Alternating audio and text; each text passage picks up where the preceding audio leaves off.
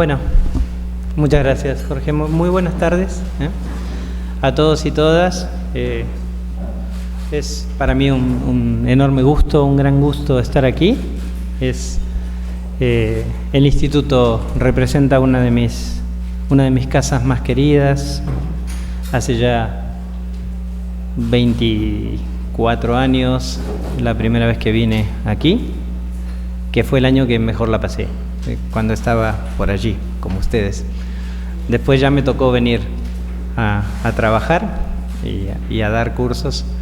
Y la verdad es que mucho de lo que Jorge ha dicho, que he podido hacer más por suerte que por otra cosa en la trayectoria profesional, ha tenido que ver con este instituto y con lo generoso que ha sido el instituto conmigo. Entonces, para mí en serio es un gran gusto estar aquí. Y estoy seguro que ustedes también estarán llamados y llamadas a ejercer posiciones de liderazgo en sus países o en órganos internacionales, y ojalá, digamos, nos podamos encontrar en esos espacios bajo lo que el instituto llama una vocación de trabajo por derechos humanos. Porque no se trata de formar parte de organismos de derechos humanos. Cualquiera puede llegar a formar parte de organismos internacionales de derechos humanos, y yo soy un claro ejemplo de eso.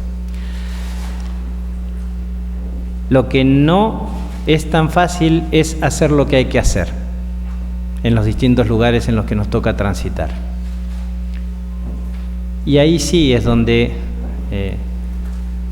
uno puede diferenciar efectivamente las personas que hacen de los derechos humanos una línea consistente de acción y discurso, y las personas que no coinciden el discurso con la acción. Pero eso pasa en todos los campos de la vida.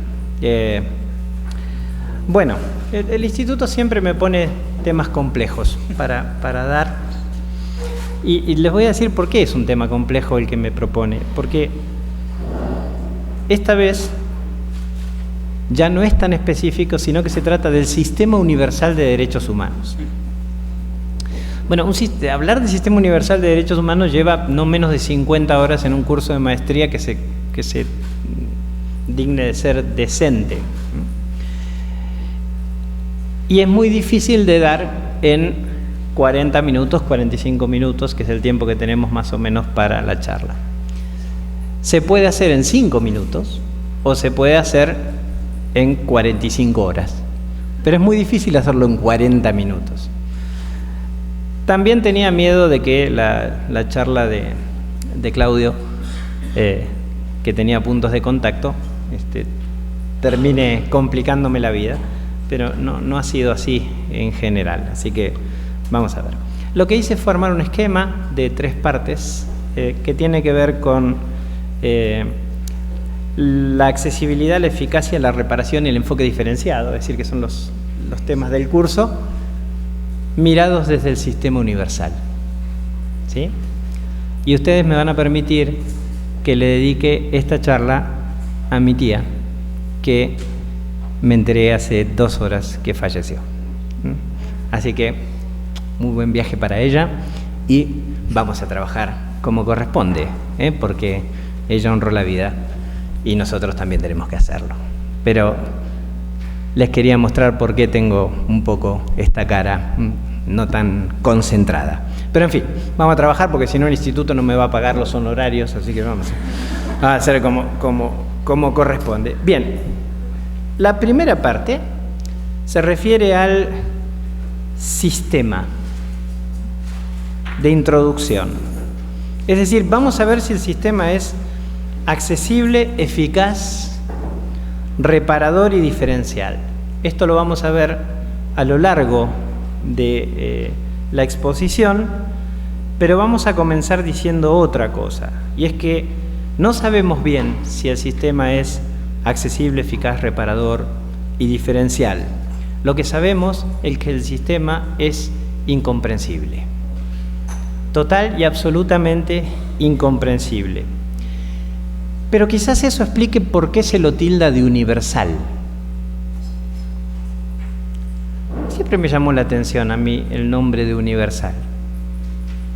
Sería lógico que se llame Sistema Internacional de Derechos Humanos, uno, y sistemas regionales, los que tienen que ver con América, Europa. Pero esto de universal tiene una vocación como muy amplia, ¿no? Como muy grande, abarcando el universo. Pero ahora entendí por qué se llama universal. No es por lo que decía René Cassin, que fue el fundador de la Declaración Universal de Derechos Humanos, de que la idea era sentar un paradigma inexpugnable, ¿no?, de universalidad de los derechos humanos. No, no tiene que ver con eso.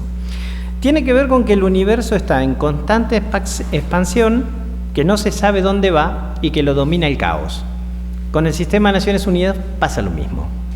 Es decir, está en constante expansión, no se sabe a dónde va y lo domina el caos. Es universal porque es caótico. El profesor Grossman decía que existen 10 órganos de tratados. 9 de ellos se llaman comités y uno se llama subcomité. El subcomité para la prevención de la tortura, que es el que aplica el protocolo facultativo anexo a la Convención contra la Tortura. Los comités, toman el nombre de los tratados madres que tiene el sistema de Naciones Unidas. La Convención para eliminar la discriminación racial tiene el Comité para eliminar la discriminación racial. La Convención sobre la eliminación de todas las formas de discriminación contra la mujer tiene el Comité para eliminar todas las formas de discriminación contra la mujer. La Convención de Derechos del Niño y de la Niña tiene el Comité de Derechos del Niño y de la Niña, y así sucesivamente. Y la única excepción a estas denominaciones equivalentes es el Pacto de Derechos Civiles y Políticos que crea el Comité de Derechos Humanos, que es el que yo integro en este momento, junto con el profesor Víctor Rodríguez, que está allí detrás, digamos, y que hoy es el mejor miembro que tiene el Comité de Derechos Humanos, en serio, en serio. Bueno, lo cual marca un sistema muy complejo y muy diferente al sistema interamericano, donde tenemos una comisión y una corte. La cosa es mucho más concentrada. Es cierto que los últimos tratados del sistema interamericano están mostrando una cierta peligrosidad a crear órganos adicionales. Ya hay 3 tratados que se refieren a comités de aplicación, pero bueno, eso lo van a ver cuando vean el sistema interamericano, no me voy a meter con esa cuestión. Pero es mucho más sencillo el sistema interamericano, con pocos órganos que aplican varios instrumentos jurídicos. Aquí, cada instrumento jurídico principal tiene un órgano que lo aplica. Y por supuesto, esto genera problemas de superposición. Por ejemplo, cuando tenemos situaciones en un país de violaciones de derechos humanos de mujeres indígenas, ese tema es abarcado por el Comité de Derechos Humanos, naturalmente, por el Comité contra la Tortura, si es que dentro de esas violaciones está la tortura, por el Comité sobre eliminación de todas las formas de discriminación contra la mujer, y si hay niñas, además, por el Comité de Derechos del Niño. Y esto superpone el trabajo que hacen los distintos comités. A estos 9 comités y al subcomité para la prevención de la tortura hay que agregarle otros 55 órganos que tiene Naciones Unidas. No son ni 2, ni 3, ni 4, son 55, que son los procedimientos extraconvencionales, los mandatos temáticos y geográficos. Ustedes tuvieron la conferencia del relator de Naciones Unidas sobre defensores y defensoras de derechos humanos, en verdad, aquí en el curso, en el día de ayer. Ese es un mandato temático. Bueno, hay 41 mandatos temáticos actualmente en Naciones Unidas, a cargo de relatores, relatoras o grupos de trabajo, y hay 14 mandatos de países. De nuestra región solo hay un país bajo mandato de Naciones Unidas geográfico, que es Haití en este momento. A estos 55 órganos de Naciones Unidas, más los 9 comités y el subcomité, lo cual ya llegamos a 65 órganos de tutela de derechos humanos, hay que agregarle el Consejo de Derechos Humanos, que fue creado en el año 2006, reemplazando a la Comisión de Derechos Humanos. El Consejo de Derechos Humanos, que nos trae muchos problemas, muchísimos problemas, porque es un órgano formado por estados. A diferencia de los comités, las relatorías y los grupos de trabajo que están compuestas por personas que son expertas independientes, o deben serlo, ¿no? Digamos, no necesariamente todas las personas son expertas independientes, pero bueno, eso es lo que dicen los instrumentos internacionales. Pero el Consejo de Derechos Humanos está formado por estados, representantes de estados que no actúan de manera independiente, sino que defienden, por supuesto, los intereses de los estados. Y esto genera un gran problema porque en el examen periódico universal que hace el Consejo de Derechos Humanos, los temas que aborda se superponen muchísimos con los trabajos que hacen los comités. Y generalmente adoptan decisiones que son más débiles que las que adoptan los comités. Y los estados se agarran de estas cosas diciendo, bueno, nosotros, en todo caso, el Consejo de Derechos Humanos no nos ha dicho cosas tan fuertes ni tan terribles como las que nos dicen ustedes en los comités. Entonces el sistema, efectivamente, se debilita de esta manera. Ni que hablar quienes forman parte del Consejo de Derechos Humanos. Por ejemplo, lo está integrando actualmente Arabia Saudita. Y no tengo que decir más nada, ¿verdad? Digamos, y esto nos ha generado, a quienes trabajamos en el Comité de Derechos Humanos, horas y horas de explicaciones en todos lados de que Arabia Saudita no forma parte del Comité de Derechos Humanos, forma parte del Consejo de Derechos Humanos, que nosotros no tenemos nada que ver con Arabia Saudita, que Arabia Saudita no ratificó el Pacto de Derechos Civiles y Políticos. Pero eso también tiende a desacreditar, cuando los estados eligen miembros del Consejo que no superan estándares básicos de derechos humanos. Es cierto que si nos pusiéramos muy rigurosos no habría casi nadie que pueda llegar a integrar el Consejo de Derechos Humanos, pero Arabia Saudita, digamos, ¿no? Tampoco la tontería, ¿no? Entonces, bueno, entonces ya tenemos los 10 órganos de tratados, los 55 mandatos temáticos, son 65 más el Consejo de Derechos Humanos, 66, y a esto hay que agregarle la Corte Penal Internacional, que es un instrumento que está creado por el Estatuto de Roma y que es un órgano que determina la responsabilidad individual de las personas, no determina la responsabilidad de los estados como si lo hacen los comités y el subcomité para la prevención de la tortura. Y además hay órganos particulares, penales particulares, que actúan bajo el funcionamiento de Naciones Unidas. A eso hay que sumarle de que algunos tratados de derechos humanos le dan cierta competencia a la Corte Internacional de Justicia. Bien, ¿se entiende? El sistema es un caos. Es un caos. Está en expansión permanente, va a explotar de tanta expansión que tiene. No se sabe a dónde va, efectivamente, y lo domina el caos. Por eso sí se parece al universo en efecto. Bien, esta es la primera parte que yo quería dejar en claro de cómo andamos con el sistema universal de Naciones Unidas. Vamos a la segunda parte, lo que tiene que ver con accesibilidad, justicia eficaz, justicia reparadora y demás. Accesibilidad, reparación adecuada, enfoque diferencial son estándares que ustedes van a encontrar generalmente en las observaciones finales que adoptan los órganos de tratados, los comités. ¿Qué son las observaciones finales? Porque creo que esto Claudio no lo explicó. Todos los comités tienen la facultad de examinar informes de los estados. Periódicamente los estados presentan informes ante los comités reciben esa información, reciben otras fuentes de información, realizan una audiencia pública, esa audiencia pública suele ser muy exigente para los estados y el resultado de ese examen, de todo ese proceso, son observaciones finales públicas que adoptan los comités sobre los estados, que tienen una parte positiva, que generalmente es muy breve, motivos de preocupación, que son mucho más largos, y recomendaciones para los estados, que es donde se les dice a los estados cuáles son las medidas de política pública que tienen que tomar a los efectos de cumplir adecuadamente con las obligaciones que están establecidas en los instrumentos internacionales. Esos documentos que adoptan los comités se llaman observaciones finales.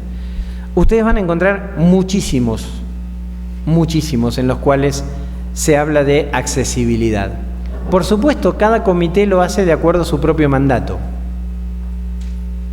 Entonces, el Comité sobre los Derechos de las Personas con Discapacidad toma la cuestión de la accesibilidad desde la base que le da la Convención sobre los Derechos de Personas con Discapacidad, donde el concepto de accesibilidad es transversal a toda la Convención. Ustedes saben que esa Convención tiene principios rectores que la rigen, no hay tiempo de hablar de todos, pero uno es la accesibilidad, el otro es el de los ajustes razonables, por ejemplo, que se deben tomar en política pública para que haya igualdad de derechos entre las personas que tienen discapacidad y las personas que no tienen discapacidad, para que todas puedan disfrutar en igualdad de los derechos civiles, políticos, económicos, sociales y culturales.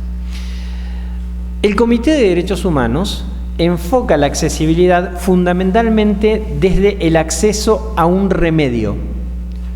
Esto se deriva directamente del pacto. Un remedio efectivo a nivel interno para garantizar los derechos que contiene el pacto. Y el Comité de Derechos Humanos ha adoptado muchas decisiones, muchísimas, sobre accesibilidad para determinadas poblaciones, fundamentalmente para poblaciones víctimas de derechos humanos. Por ejemplo, cuando las poblaciones indígenas no pueden acceder a la justicia. Esto está más vinculado al principio de no discriminación y al acceso a la justicia. Lo mencionaba en la apertura, creo, Joseph, cuando hablaba de el juego entre el artículo 25 del Pacto de San José de Costa Rica, 8 y 25 del Pacto de San José de Costa Rica, y el artículo 14 y el 2.3, decía Víctor, me decía sentado al costado mío ya, y el 2.3 del Pacto de Derechos Civiles y Políticos.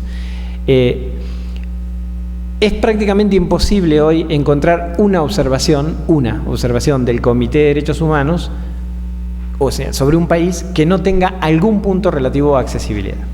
Digamos, ustedes lo van a encontrar efectivamente establecido. Pero yo quería hablar de la accesibilidad desde otra perspectiva, ya no tanto desde lo que dicen los instrumentos internacionales, sino desde lo que pasa efectivamente en la cancha, ¿no? De qué es lo que pasa efectivamente en el terreno de juego. El sistema universal de derechos humanos es, en términos teóricos, más accesible, más fácilmente accesible que el sistema interamericano. Pero en América Latina, al sistema universal de derechos humanos se accede menos que al sistema interamericano. ¿Por qué? Bueno, por varios motivos. Primero, porque el sistema interamericano es más conocido. Para nosotros es mucho más conocido. Segundo, por el rol determinante que ha jugado la Comisión Interamericana de Derechos Humanos en las épocas de las dictaduras, algo a lo que se refirió Claudio Grossman también cuando expuso. Y tercero, porque el sistema interamericano nos da la posibilidad de llevar una corte, de que el asunto llegue finalmente a conocimiento de la Corte Interamericana de Derechos Humanos si la Comisión Interamericana decide enviar el caso tal y como lo establece el Pacto de San José de Costa Rica, ya que no tenemos acceso directo de las personas a la Corte Interamericana. En el sistema de Naciones Unidas el acceso queda finalmente a los órganos convencionales y extraconvencionales, pero no hay posibilidad de llegar a una corte que determine la responsabilidad internacional de los estados, por la sencilla razón de que esa corte no existe todavía en el sistema de Naciones Unidas. La Corte Penal, repito, es otra cosa, es una corte que determina responsabilidades individuales penales de cada persona, no del Estado, por violación de derechos humanos que constituyen crímenes internacionales, ¿no? Crímenes contra la humanidad, crímenes de guerra o hechos de genocidio.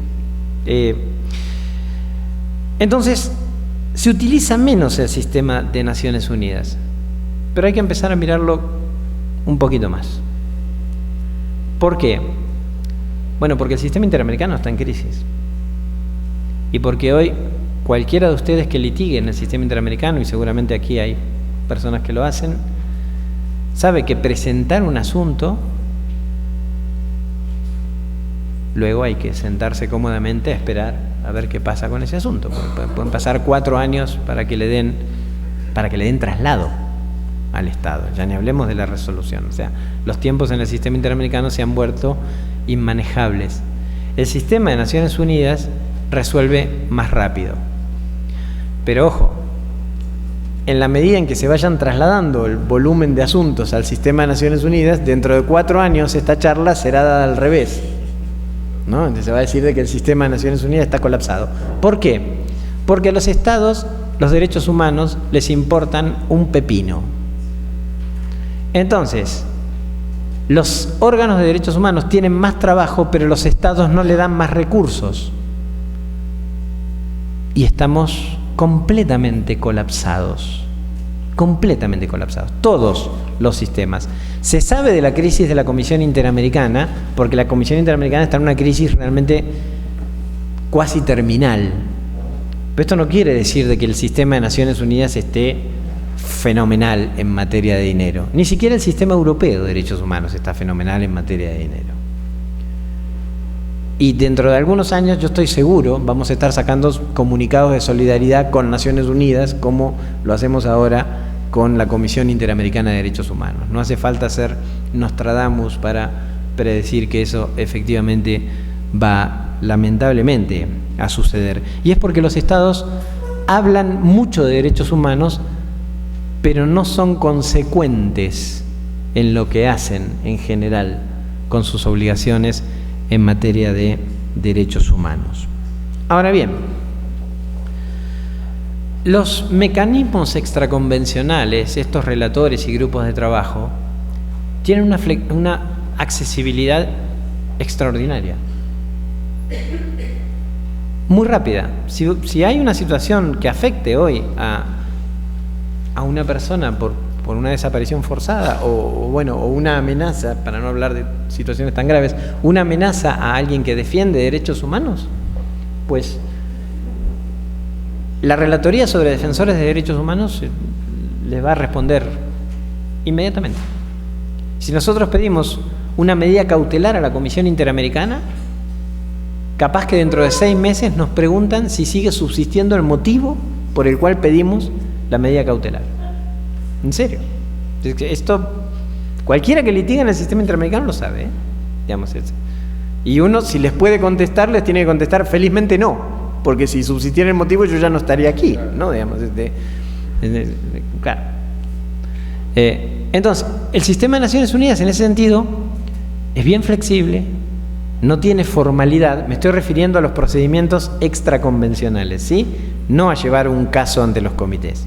Los procedimientos extraconvencionales, ante las relatorías y grupos de trabajo.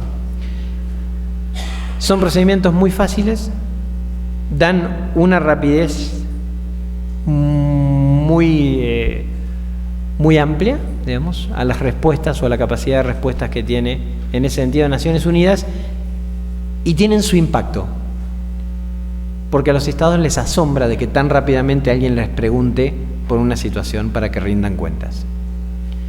Insisto, no son mecanismos en los cuales se dice el Estado ha violado tal derecho, ¿sí? Pero son mecanismos a tener en cuenta, y lo son cada vez más, lamentablemente, a tener en cuenta en el contexto en que nos encontramos en nuestra región, lamentablemente.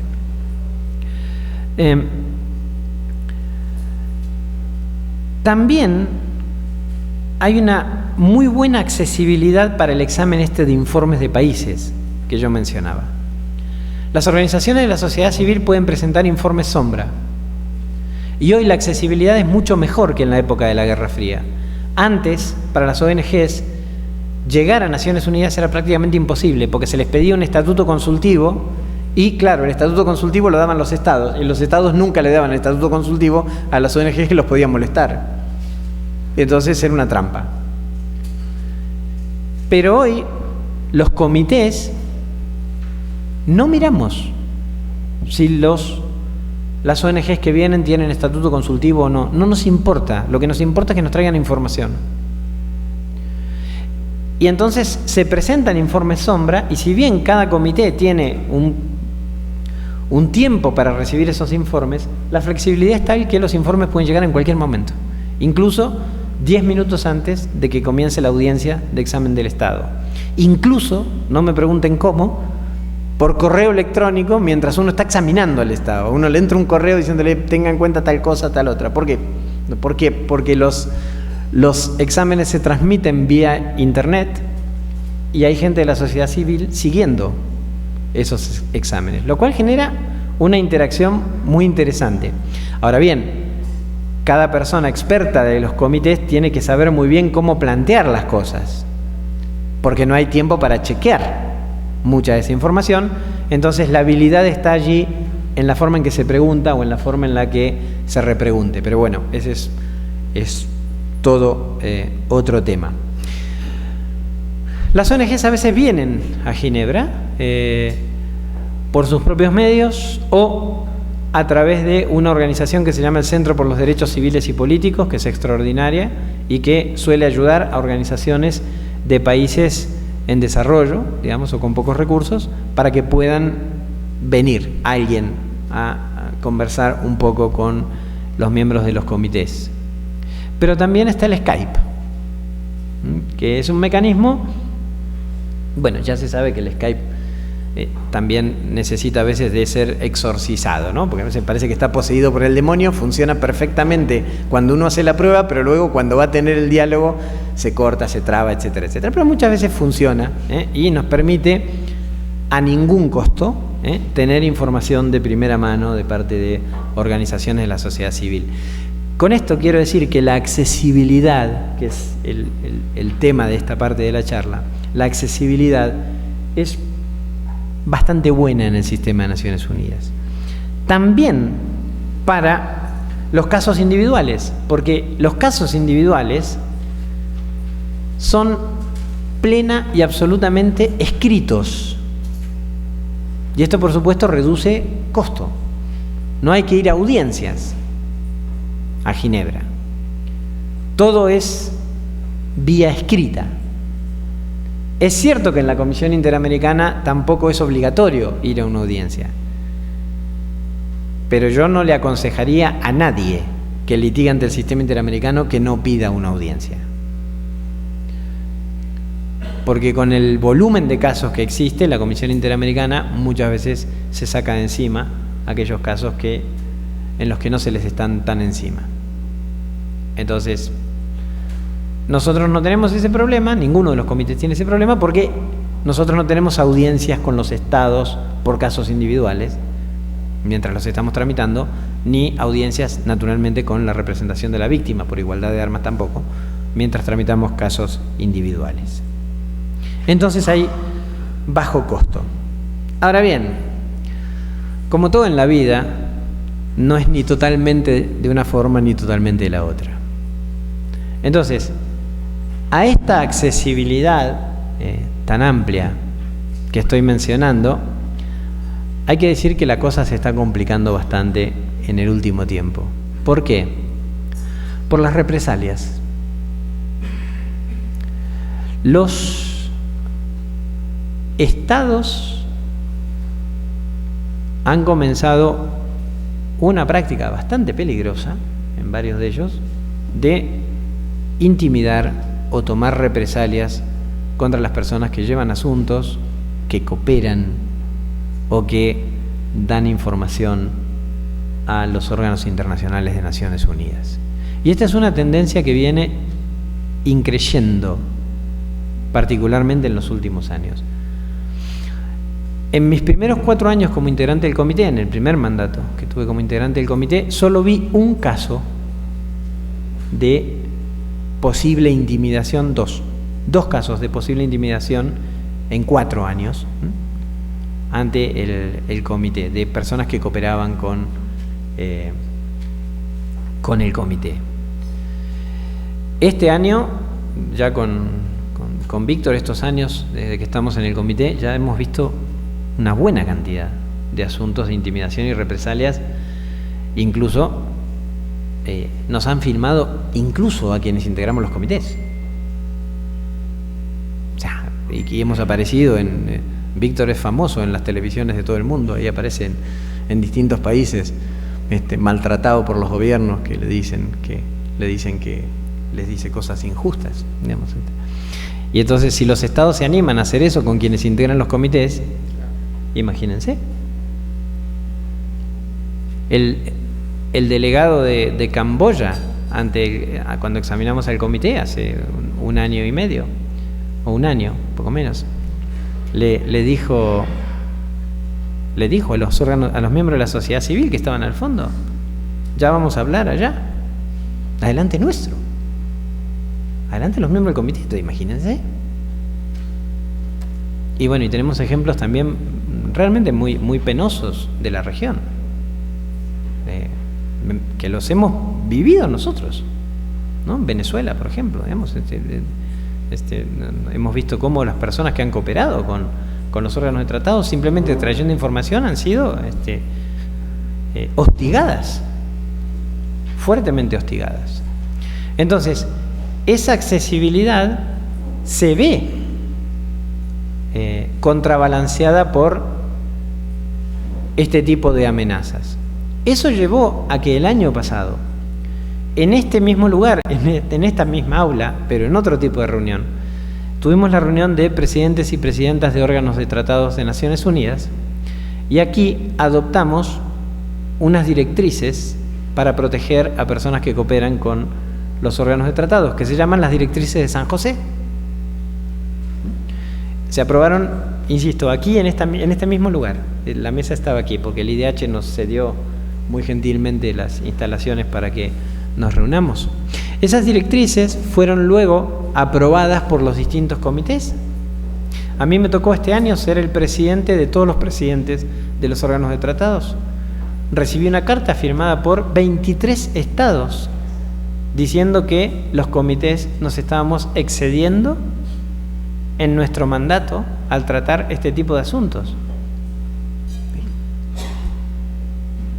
Que nos estamos excediendo porque le estamos diciendo a los estados que no tienen que tomar represalias contra quienes cooperan con órganos de tratados. Pero vaya mundo en el que estamos viviendo. Es una obligación básica. Pero, a ver, los estados no tienen que intimidar a nadie. A nadie. Y dentro de ese nadie que tienen que intimidar también están las personas que cooperan con órganos de tratados. Ahora, si los hostigan porque cooperan con nosotros, ¿cómo nos vamos a quedar callados? ¿Cuál es el rol de un órgano de protección de derechos humanos? Si nos tenemos que quedar callados frente a esa situación, cerramos y nos dedicamos a otra cosa, ¿no? Ponemos un kiosco y nos dedicamos a otra cuestión. Pero naturalmente, esto es lo que se está discutiendo hoy en el ámbito del derecho internacional de los derechos humanos dentro de Naciones Unidas. Vamos a dejar la accesibilidad. Tenía alguna cosita más de accesibilidad, pero vamos a pasar al otro. Justicia eficaz. En líneas generales, insisto, las observaciones finales de los comités se dirigen a que los estados apliquen eficazmente las normas de los instrumentos internacionales, y esto, por supuesto, tiene que ver directamente con la obligación general de garantía que tienen los estados. Esto deriva de la obligación general de garantía que está también en el artículo 2 en general del Pacto de Derechos Civiles y Políticos, y en el artículo 2 el 1 y 2 del Pacto de San José de Costa Rica, la obligación general de respeto y fundamentalmente la obligación general de garantía. Pero déjenme otra vez ir a lo que pasa en el terreno. Muchas veces se dice, y seguramente aquí también va a salir en algún momento en estos días, del enorme esfuerzo que se hace en materia de derechos humanos para los escasísimos o nulos resultados que se obtienen. por todo el problema de las dificultades de implementación de las decisiones internacionales en el plano nacional. Un viejísimo tema que no encuentra resolución porque las decisiones siempre terminan requiriendo de la voluntad efectiva del Estado para ser implementadas a nivel interno. Pero hay distintas miradas sobre la eficacia y no deberíamos dejar de ver esas distintas miradas. Y una de esas miradas es la de las víctimas, que generalmente suelen ser más indulgentes con los sistemas internacionales que quienes están en ámbitos académicos. Nosotros nos quedamos con el resultado, si la decisión se implementó o no se implementó. Y bajo esa idea medimos la eficacia o no. Pero las víctimas a veces piensan que el sistema es eficaz, no porque se implementó la decisión, sino porque alguien de una buena vez les dio la razón. Cuando alguien llega al plano internacional, es porque en el plano interno fue completamente maltratado, porque no obtuvo ningún tipo de reparación, porque se le violaron los derechos y el Poder Judicial, que debió haber reparado eso, no lo hizo, porque para llegar al plano internacional hay que agotar las vías de recursos internos. Y a nosotros nos pasó con un caso contra España, el caso Achával. Una persona torturada psicológicamente, o sea, había sido objeto de violación del artículo 7 del Pacto de Derechos Civiles y Políticos, y que no obtuvo reparación de ningún tipo en el plano interno. El Comité de Derechos Humanos condenó a España por una situación en el País Vasco, y España no cumplió con esa decisión del comité. A mí me tocó presentar una charla organizada por el Defensor del Pueblo del País Vasco el año pasado, por otro motivo, en España, y al momento de las preguntas, una persona levantó la mano al fondo y dijo: yo soy el abogado de la señora Achával Puertas. Y yo dije, ahora me va a decir que lo que nosotros decimos no sirve para nada, ¿no? En fin, que para qué sirvió la resolución que sacamos nosotros, porque el Estado no hizo ni caso. Y no, me equivoqué, efectivamente me equivoqué. El señor dijo: mire, nosotros sabemos que el Estado no va a cumplir, porque el Estado no tiene ninguna intención de cumplir con esto. Pero yo, que hace 16 años que defiendo este caso, porque lo tuve que llevar durante toda la instancia interna antes de llevarlo al plano internacional, le puedo decir que solo hubo un día en estos 16 años que vi a mi clienta sonreír. Y fue el día que se enteró que un ignoto órgano que no sabe ni cómo se llama, que está en Ginebra, le dijo que no era una mentirosa, que no era una fabuladora, que efectivamente había sufrido torturas y que el Estado tenía que repararla. Entonces, la eficacia también debe ser medida en esos términos. Lo digo porque aquí estamos en un ámbito de defensores y defensoras de derechos humanos, no importa el lugar en el que trabajen. Todas las personas que estamos aquí defendemos derechos humanos y no hay que perder esa perspectiva de la eficacia, lo cual no nos debe llevar a conformarnos, por supuesto. Hay que ir hasta el final para que las decisiones efectivamente se cumplan, ¿sí?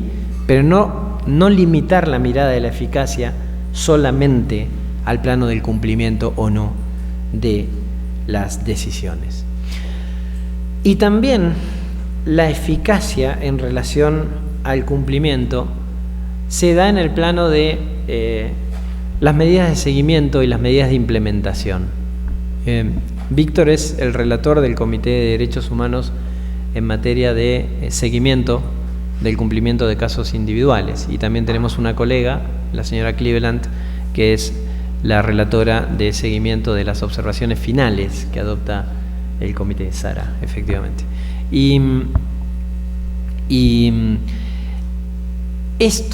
Este trabajo que hacen Víctor y Sara, y que ya el Comité de Derechos Humanos al menos desde hace 15 años, no formaba parte del mandato de los comités. Y los estados también se quejaron en su oportunidad de que se estaba expandiendo el mandato. Pero hoy ya no, ya aceptan esta función, digamos. Igual cumplen más o cumplen menos, pero aceptan esta función. Son medidas que los órganos de tratados toman hacia la eficacia, efectivamente, de la justicia internacional, de las decisiones que se toman en los ámbitos de justicia internacional como los comités.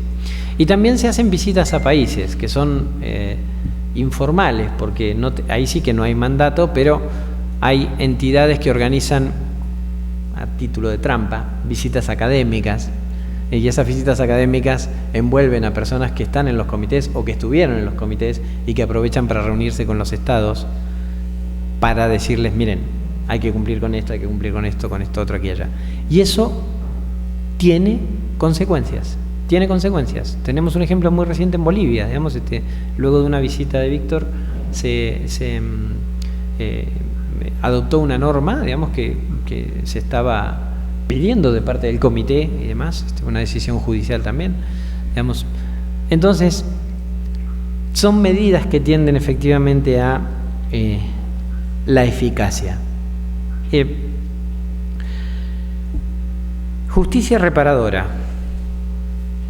Hoy Joseph, cuando daba su charla, se refería a la reparación, el avance en materia de reparación que viene de la mano de las decisiones de la Corte Interamericana de Derechos Humanos, y mencionaba aquel caso emblemático, el Alobutu, con Surinam, que inicia un proceso de reparación importante, aunque si bien en esa sentencia se determinan obligaciones de hacer, abrir una escuela y el dispensario médico, se toma a medio camino entre la reparación económica y las obligaciones de hacer, porque forman parte de medidas que tenían que disponerse en el marco de obligaciones aún de tipo patrimonial.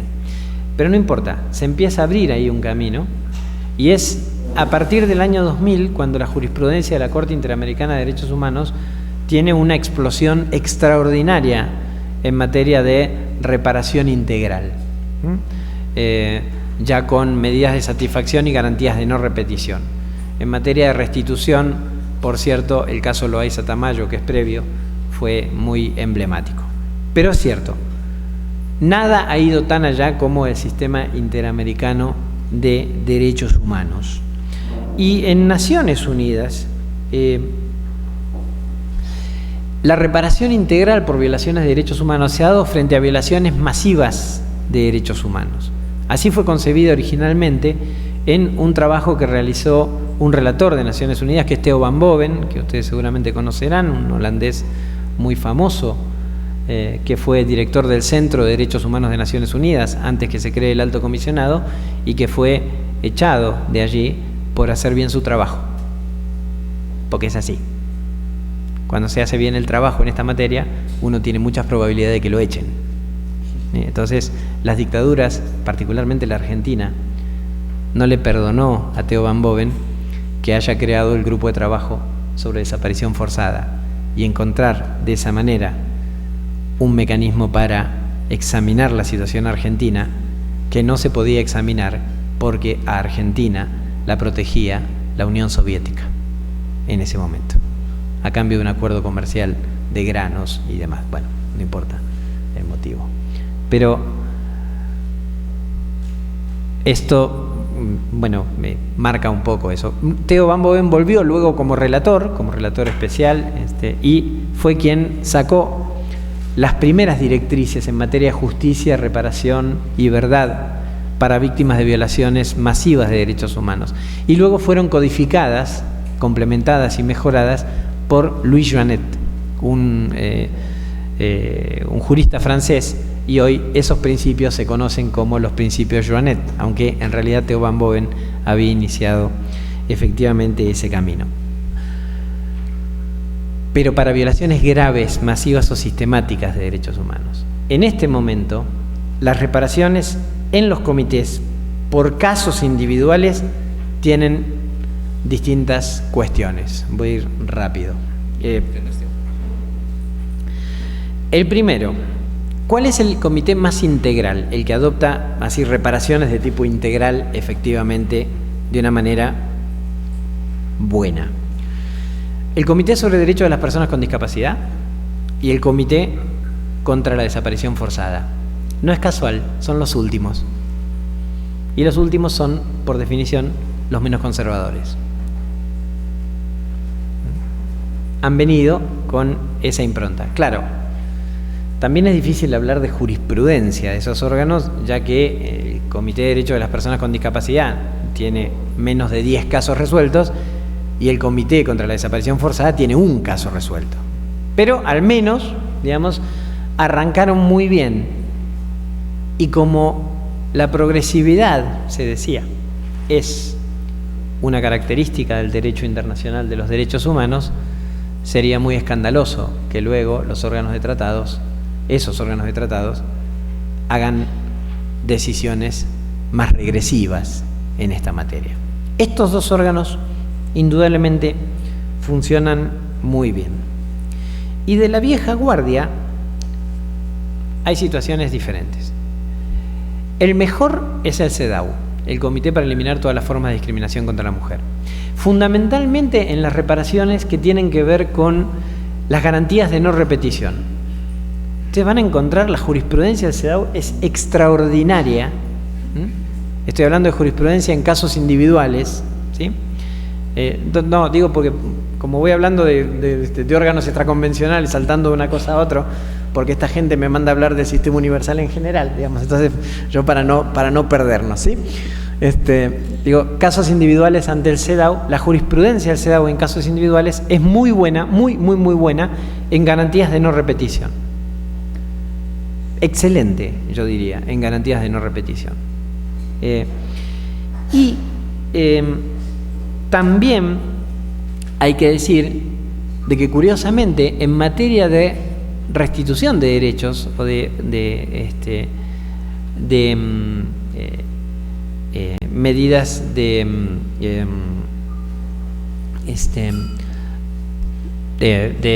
no restitución, no me sale la palabra, rehabilitación, la rehabilitación cuando una persona sufre tortura psicológica, etcétera, el CEDAW no es tan fino, curiosamente. Se focaliza mucho más en las cuestiones generales, en las garantías de no repetición. Pero indudablemente en ese campo el CEDAW es el mejor sin dudas.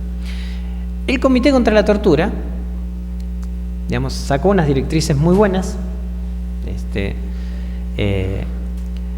que están contempladas en un comentario general del Comité contra la Tortura, que es el comentario general número 3, donde allí se detallan medidas, garantías de no repetición, restitución, etcétera, satisfacción, bla. Pero la jurisprudencia del Comité contra la Tortura no acompaña exactamente tamaña riqueza conceptual que podría efectivamente utilizar. Digamos. También hay que indicar que muchas veces esto se debe a la naturaleza de los casos que llegan al Comité contra la Tortura. El 90% de los casos que llegan al Comité contra la Tortura son por la violación del artículo 3 de la Convención contra la Tortura, que es el que consagra el principio de non-refoulement, el principio de no devolución de una persona a un lugar en el cual puede sufrir tortura. Entonces, los órganos internacionales, cuando la persona no ha sido enviada, sacan una resolución de violación potencial. Dicen, se va a violar el artículo 3 si la persona es enviada efectivamente. Es como una suerte de medida cautelar bajo el fondo, un poco extraño lo que hacen los comités, Pero naturalmente, bajo esa lógica es difícil establecer reparaciones integrales, porque estamos hablando de violaciones potenciales. Esto puede explicar un poco por qué el Comité contra la Tortura no avanza tanto en la reparación integral. Pero lo cierto es que tampoco avanza en el otro tipo de casos que no involucran el artículo 3, pero son muchos menos, ¿sí? El Comité para eliminar la discriminación racial es, a mi juicio, bastante básico en ese sentido, no avanza demasiado. A veces esto se debe a que en su composición hay muchas personas que tienen vínculos con los estados. Yo sé que esto es políticamente incorrecto, pero en fin, hay que decir las cosas como son. Entonces, por supuesto, las decisiones son más conservadoras en ese sentido, digamos. Y el comité nuestro, el Comité de Derechos Humanos, es un desastre. Es un desastre. Es un desastre porque tiene una impronta muy anglosajona. Y esa perspectiva anglosajona lo que hace en materia de reparaciones es entender que la reparación es darle el recurso a la persona. Esa es la reparación. Un recurso para que a nivel interno pueda ver garantizados sus derechos. No lo resuelve o no lo resolvía el Comité de Derechos Humanos como un caso de derechos humanos ante la Corte Interamericana de Derechos Humanos. Pero eso ha ido cambiando en estos años, felizmente, digamos, y hay un proyecto de directrices para trabajar reparaciones que va a ser, espero, aprobado en la sesión que viene del comité, pero ese proyecto, que fue presentado hace ya 2 años y medio, tuvo un resultado muy bueno sin ser implementado. Y es que el comité empezó a implementarlo a partir del proyecto, sin aprobarlo. Hay buen criterio de restitución, empieza a avanzar en rehabilitación y al menos menciona ya garantías de no repetición y ciertas medidas de satisfacción. Aunque lo hace de una manera muy general aún, debe profundizar un poco más. En la última reunión de presidentes de órganos de tratados que se hizo en Nueva York en junio de este año, se presentó un proyecto para uniformar las reparaciones bajo todos estos criterios para todos los órganos de tratados. Y quedó instalado en la agenda ya, por suerte, de la reunión de presidentes de órganos de tratados, que continuará naturalmente el año que viene. Los nuevos tratados que regulan las comunicaciones individuales, me estoy refiriendo al protocolo tercero adicional a la Convención de Derechos del Niño y al protocolo adicional a el Pacto de Derechos Económicos, Sociales y Culturales, además de el protocolo facultativo adicional a la Convención de los Derechos de las Personas con Discapacidad, tienen una mirada muy lógica, que es la de utilizar todos los mandatos para todo. ¿A qué me refiero? Hace 9 años, hace 8 años, cuando yo me incorporé al Comité de Derechos Humanos de Naciones Unidas, preguntaba por qué en nuestras decisiones en casos individuales no hacemos referencia a nuestras observaciones finales sobre el mismo país, cuando esas observaciones finales ilustran situaciones del mismo país. Y además, ¿por qué cuando examinamos estados en materia de informes, lo primero que le decimos no es, oiga, ¿qué hizo usted con el cumplimiento de los casos individuales en aquellos casos en los que le dijimos que tiene que reparar? Y la respuesta era tan lógica como son procedimientos distintos. ¿Pero qué tiene que ver que sean procedimientos distintos? Nadie dice mezclar los procedimientos. Se trata de usar uno para reforzar el otro. Bueno, esto último ya se hace. Ahora, cada vez que se examina un estado, en informes generales, lo primero que se le dice es, después de decirle muchas gracias por estar acá, en fin, bien, ¿qué hizo con el cumplimiento de las decisiones? ¿No? Díganos. Y eso está bien, digamos, porque los estados se ven, porque el procedimiento de casos individuales es confidencial y la audiencia de informe de país es pública. Entonces, claro, llegan a conocimiento del público casos individuales que quizás no han tenido la trascendencia que sí tiene el examen de un país. Entonces, eso va bien. Por suerte, los nuevos tratados, ya no tienen esa discusión bizarra que todavía mantiene el Comité de Derechos Humanos. Ya está establecido que cuando se examina el informe de un país, se le puede preguntar al país por el cumplimiento de las decisiones de los comités en casos individuales.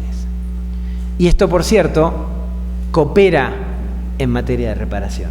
Naturalmente, coopera en materia de reparación.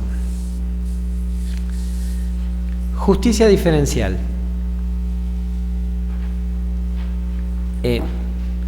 De nuevo, los mejores instrumentos en esta materia son los nuevos.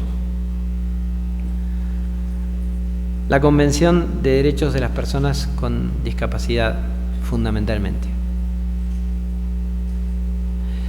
Pero no porque la discapacidad merezca un abordaje diferencial, que por cierto lo merece, digamos, porque además examina la posible perspectiva de la discriminación múltiple.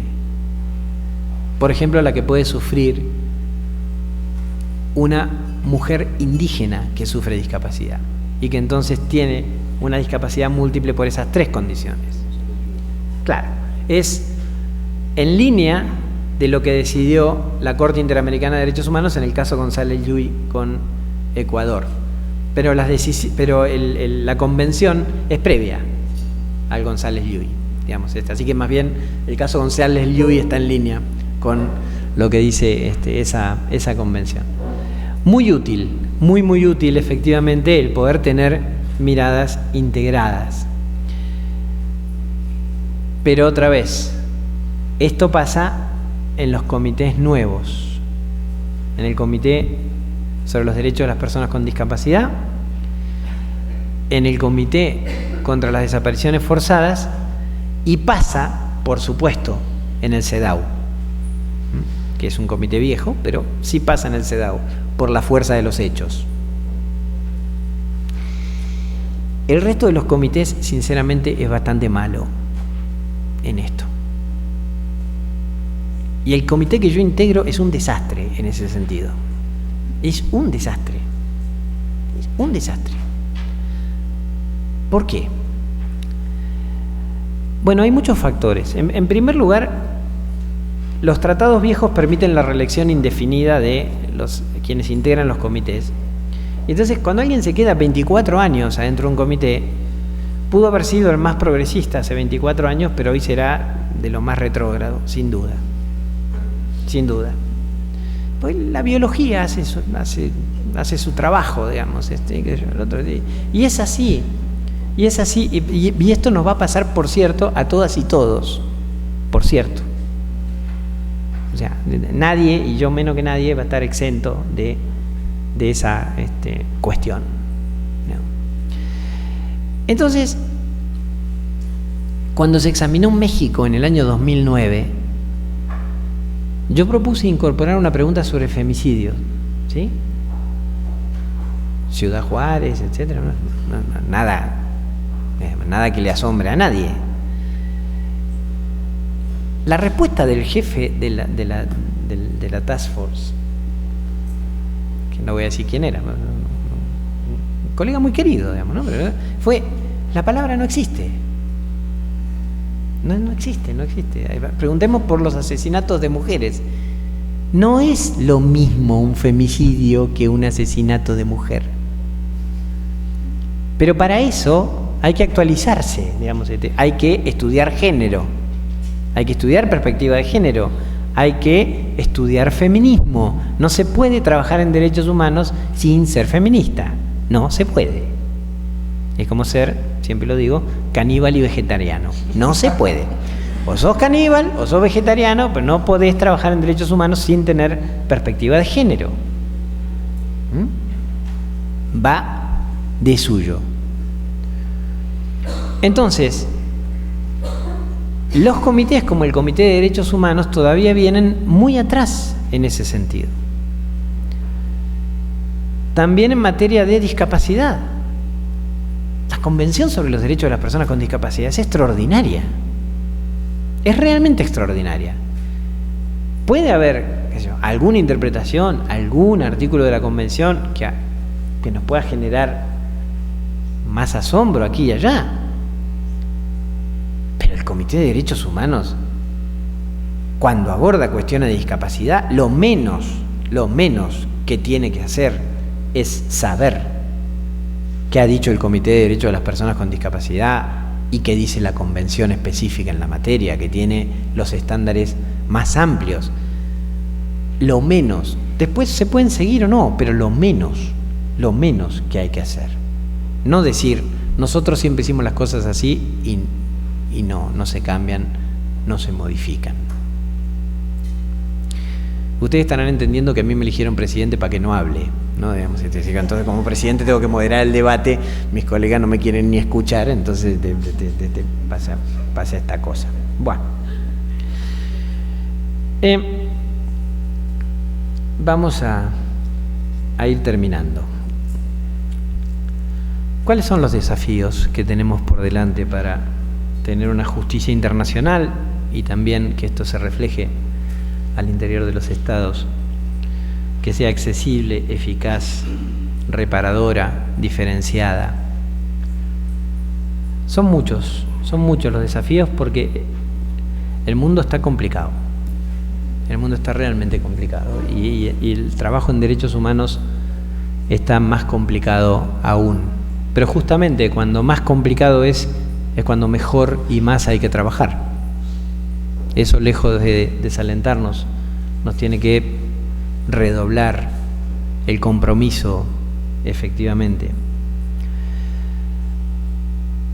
Lo primero es garantizar la universalidad frente a la relatividad, a los planteos de relativismo cultural. Este es un gran problema que se plantea en varios lados,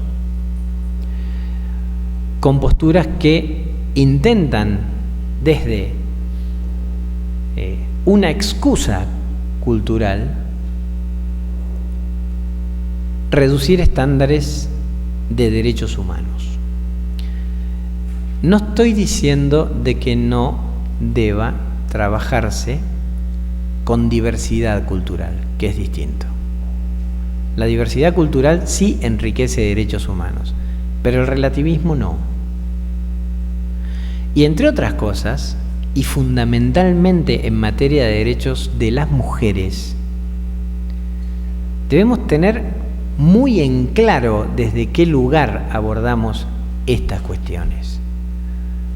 Yo leo las discusiones actuales en materia de prohibición o no de la burka en países europeos y alucino, sinceramente alucino. ¿Por qué? Bueno, por la falta de perspectiva de derechos humanos en el abordaje. Digamos, así como no se puede trabajar jurídicamente sin perspectiva de derechos humanos, es un grave riesgo trabajar jurídicamente sin perspectiva de derechos humanos, porque el derecho no es lo mismo que la justicia. También es un grave riesgo trabajar en antropología sin perspectiva de derechos humanos. Y también es un grave riesgo trabajar en cualquier disciplina profesional sin perspectiva de derechos humanos.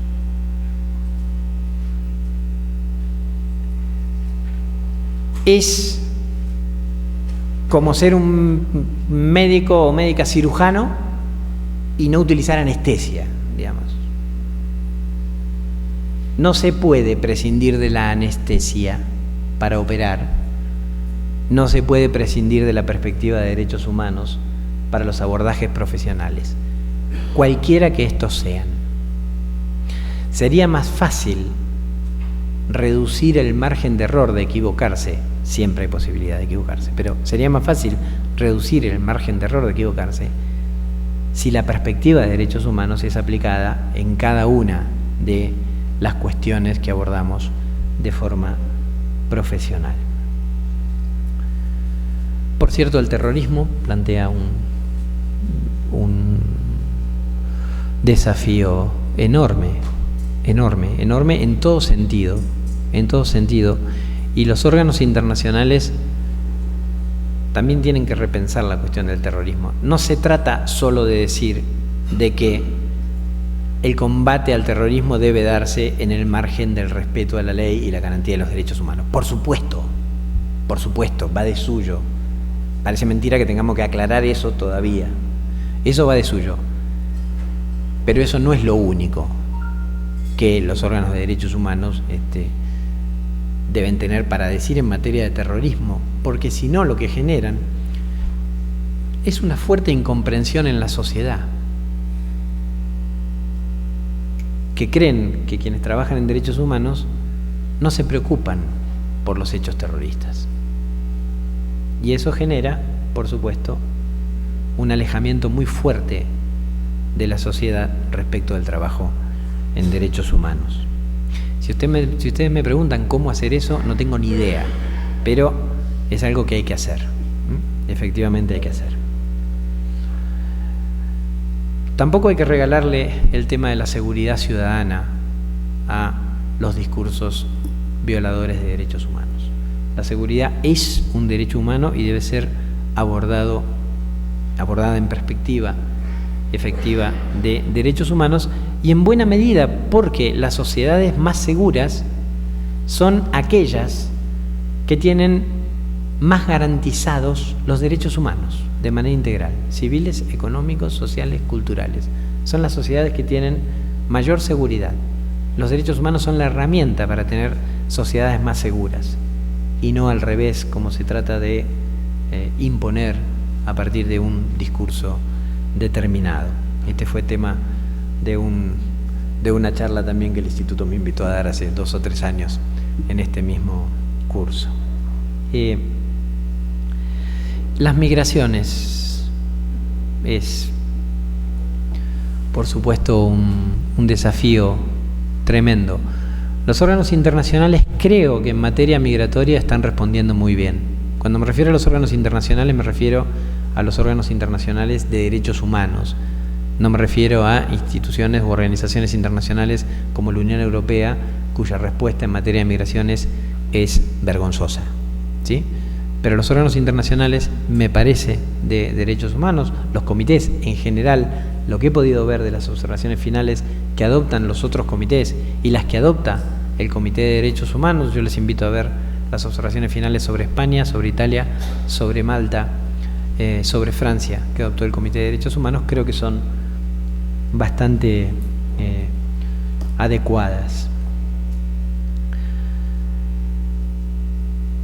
Con el tema de la sociedad civil, quienes llevan asuntos a los órganos de tratados y con las víctimas, hay que mejorar la difusión para que se conozca mejor el sistema de Naciones Unidas y para que se aproveche mejor de parte de la sociedad civil. Tanto en los informes, en el estudio de informes de estados, como en los casos individuales. Hay que capacitar mejor en cómo cooperar con los órganos de Naciones Unidas y cómo presentar asuntos. Que nadie les diga a ustedes que es difícil litigar ante los órganos internacionales, ni la Comisión Interamericana, ni los órganos de Naciones Unidas. Eso lo dicen quienes litigan y no quieren competencia, ¿sí? Es muy sencillo, mucho más sencillo que litigar en el plano interno, litigar ante los órganos internacionales. Es solo cuestión de capacitarse un poquito. Y como dijo Jorge, creo, hoy en la mañana cuando inauguró, y de lo que Víctor también puede dar fe, en clínicas de capacitación han nacido casos internacionales. Han nacido casos que han sido emblemáticos en el sistema interamericano de derechos humanos, que han sido resueltos por la Corte Interamericana, pero quienes tomaron esas clínicas no tenían idea de litigio en ese momento. Así que esto es, como todo, cuestión de sentarse y trabajar seriamente. Que nadie les diga que es complicado, porque no lo es. Hay que proteger debidamente a quienes llevan asuntos al sistema de Naciones Unidas contra represalias. Y acá los órganos de derechos humanos, los órganos internacionales, no tienen que hacer especulación política de ningún tipo. De ningún tipo. No importa cuál sea el Estado que cometa represalias, hay que decirlo y hay que denunciarlo.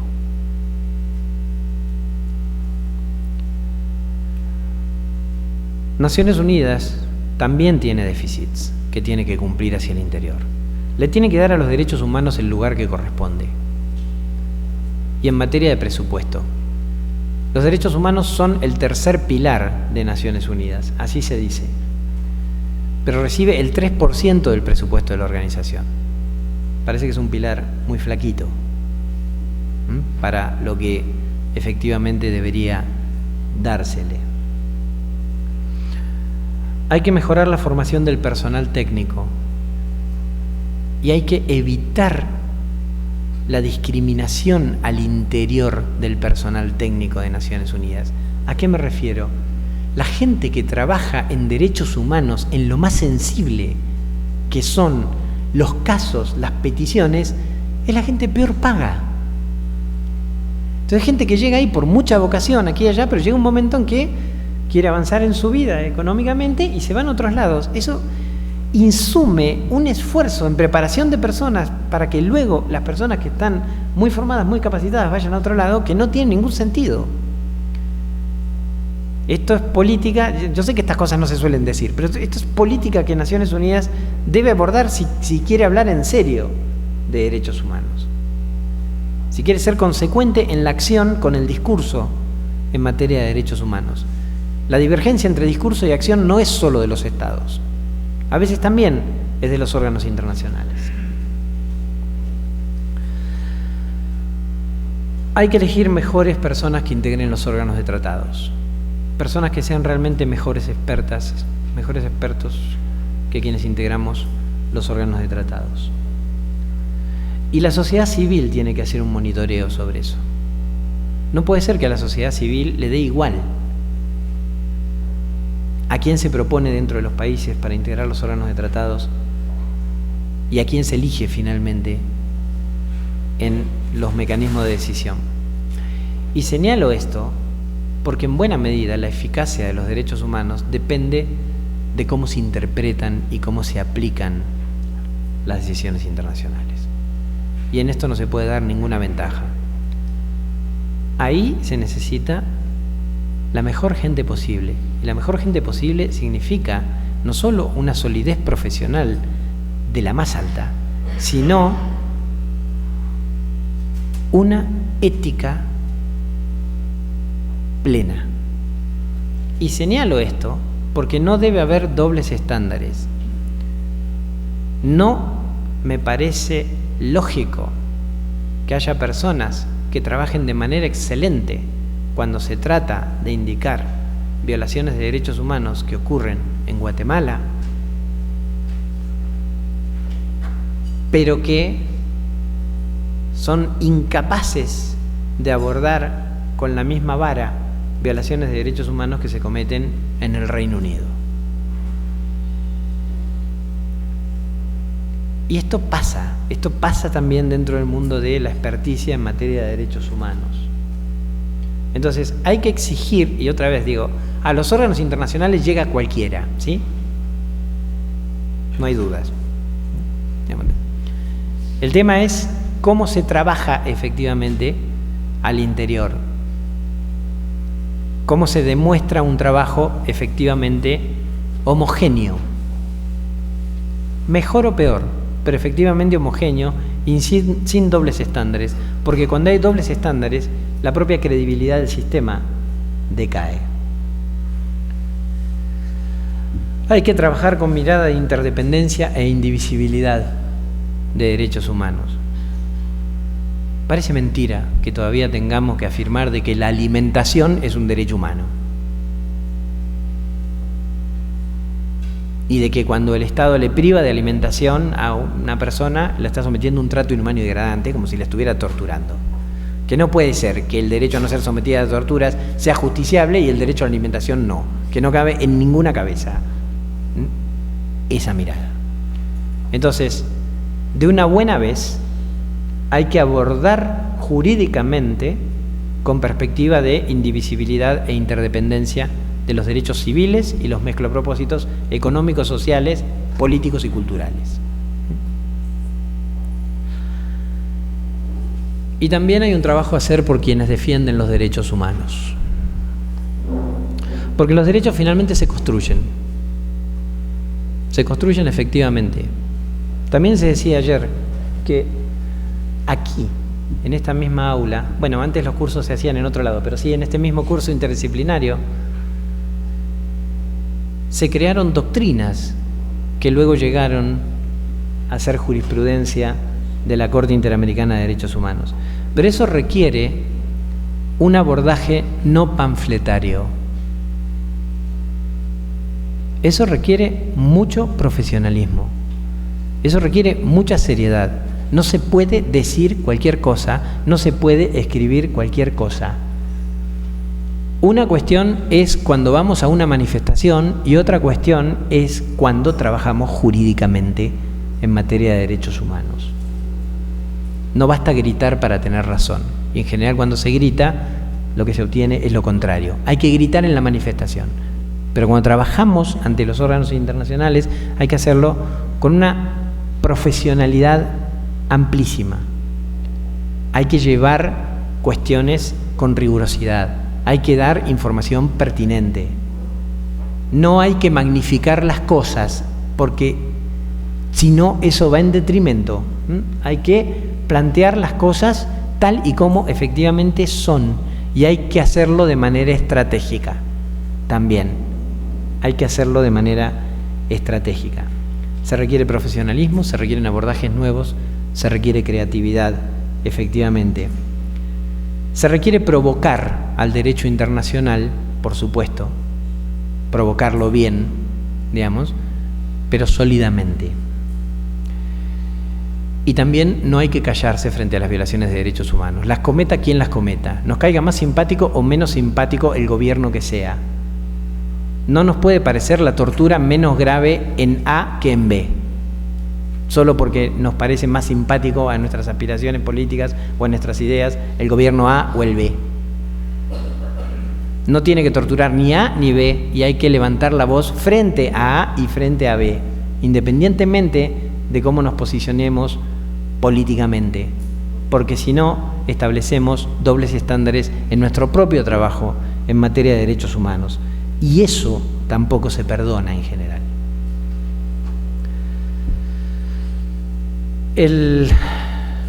Decía al inicio que el sistema universal se parece al universo porque es caótico, no se sabe dónde va y lo domina el caos.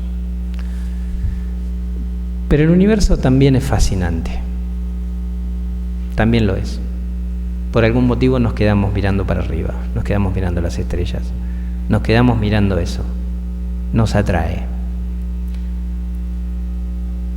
Con todos los déficits que se puedan decir y que yo quise señalar acá, porque hay que decir las cosas en la medida de lo posible como son, criticarlas para mejorarlas, aún así, el sistema universal de derechos humanos es una herramienta magnífica.